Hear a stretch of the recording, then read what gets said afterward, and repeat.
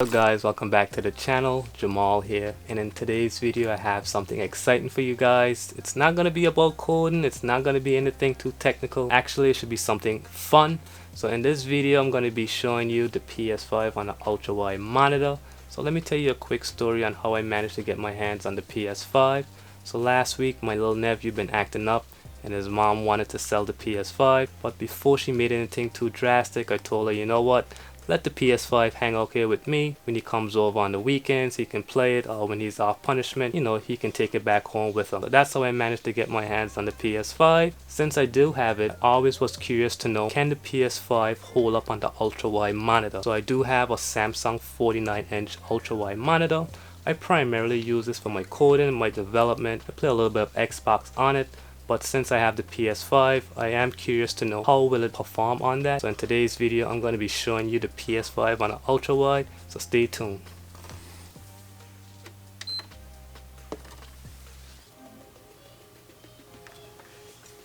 Alright guys, so I'm just going to log in real quick. I created an account, so my stuff don't have nothing on it right now, but let's go in there. Alright, so before I get started, I want to go to the settings. Next, we're going to take a look at the screen and video just to see what type of resolution we're working with. So in the video output information, we have 3840 by 2160 at 60 Hz. HDR is supported. The resolution currently set to automatic. 4K transfer. HDR, I have it currently turned off. I was messing with it earlier today. I didn't like how the colors were. Maybe I have to calibrate it. Let me check what my little nephew has. My little nephew has Spiderman, we got Call of Duty, Warzone, Fortnite, Dragon Ball Z. Let's try a little Call of Duty and see how that looks. So what I can see so far, it is a little kind of stretched, but it's not bad. I got Call of Duty Black Ops, press X to start. So I did put this in performance mode, so performance mode should give us 120 Hertz. So let's see, if I go into settings, let's go into graphics. So you see we got 120 refresh hertz, that's enabled. Sweet. So that's good. Let's check that out. I'm going to play a little zombies. But everything is, it is stretched. I don't know if you guys can see that, but it is stretched on, you know, from my perspective. And if I go into my monitor settings, let's see what it's showing me. So I have 1920 by 1080p, so that's what it's registering as, but 120 Hertz, so that's definitely there. Controller got a nice pressure sense to it, so that's definitely nice for shooting. You can feel it's definitely pressure.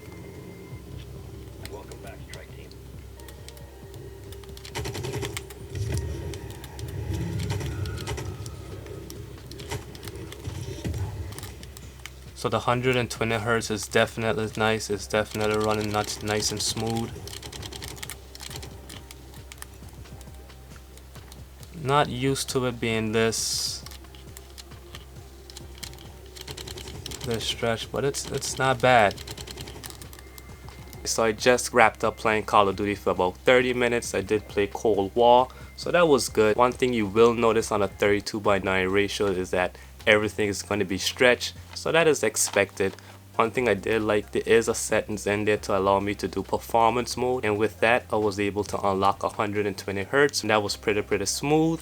Once you do unlock that 120 Hertz refresh rate, the resolution will be compromised. I was outputting 1920 by 1080p. Wasn't super sharp, but it wasn't bad either. So overall the experience was okay. Not my ideal situation. I'd rather play it on a TV or a better aspect ratio, but for what it's worth, it did have a good gaming experience for me. So after playing Call of Duty, my next game is going to be Spiderman Miles Morales. So Spiderman is definitely one of those popular games for the PS5. So I do want to know how will it handle on a 32:9 ratio. Will I still get 120 Hertz, or will it be capped at 60? And what's my overall gaming experience going to be like? So I'm going to play about 30 minutes worth of Spider-Man, and once I'm done, I'm going to give you my first take and first impressions on how it hold up on an ultra wide monitor.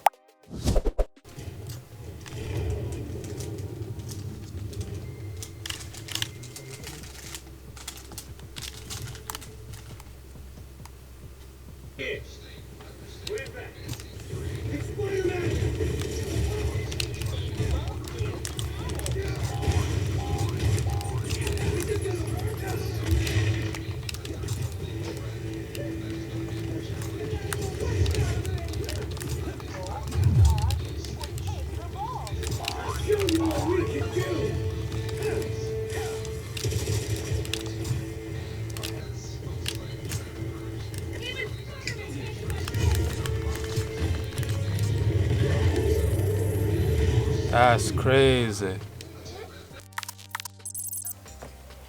Alright guys, so I just finished playing some Spider-Man. Spider-Man is pretty dope. Again, same thing you can expect on a 32:9 ratio. Everything was stretched. Spider-Man looked a little stocky, which was pretty much funny. So yeah, same thing. It did not went to 120 Hz on Spider-Man. It was limited to about 60. But the overall resolution was much higher, and you did see the difference in that. Overall, the gaming experience was pretty good. Again, something I would not play at that ratio because it's a huge difference when you're viewing it from a 16:9 aspect compared to like a 32:9. It was good playing, but not my preferred gaming experience. So that's my take on Spider-Man. And last but not least, I'm going to be playing Fortnite. Fortnite is a free, so I'm definitely going to do a quick review and demo, give you my first take on Fortnite. Is it stocky again too, and first impressions on the Ultrawide against Fortnite. So stay tuned.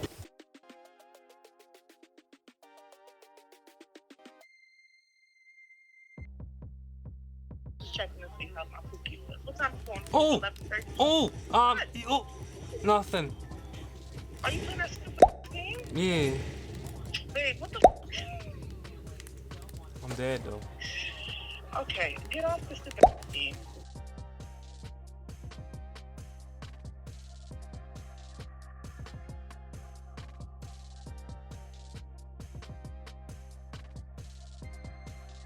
Alright guys, so I just wrapped up playing a little bit of Fortnite on the PS5, and I would not recommend playing Fortnite on a 32:9 ratio. Like my shooting was way off. Everything was again stretched.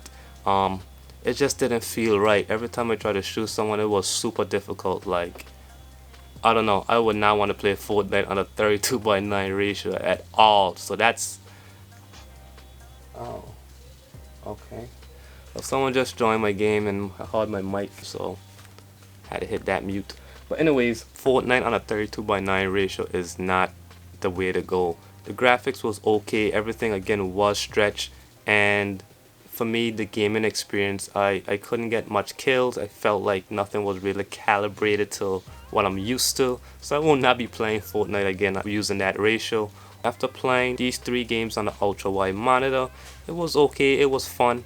It's something I would not want to have set up using that current ratio. What I like to do is scaling back the monitor to about 21:9 ratio.